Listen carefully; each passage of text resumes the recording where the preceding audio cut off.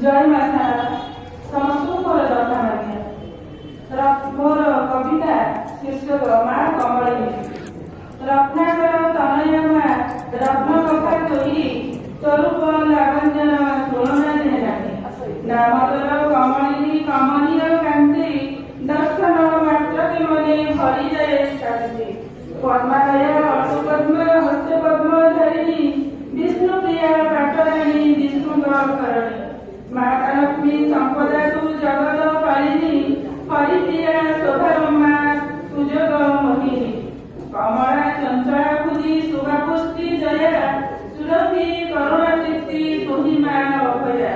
ସିନ୍ଧୁ ଜେମା ପଦ୍ମା ହସ୍ତା ବିଶୁଦ୍ଧା ପଦ୍ମିନୀ ଈଶ୍ୱରୀ ପ୍ରଭା ସିନ୍ଧୁ ମା ଅଭୟଦାୟିନୀ।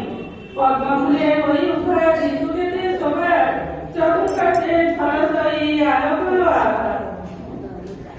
ଚକ୍ଷୁରେ ଦିବ୍ୟ ଜ୍ୟୋତି କୁରଙ୍ଗୀ ନୟନୀ ହରି ନେଇ ଥାଉ ମା ଭୋଗଶୋକ ଜ୍ଞାନୀ। ଜଗତ ଶ୍ରେଷ୍ଠ ମା ତୁ ରାଜରତ୍ନ ଭଣ୍ଡାର ସ୍ମରଣ କରିଲେ ମିଳେ ସବୁ ସୁଖ ସମ୍ଭାର।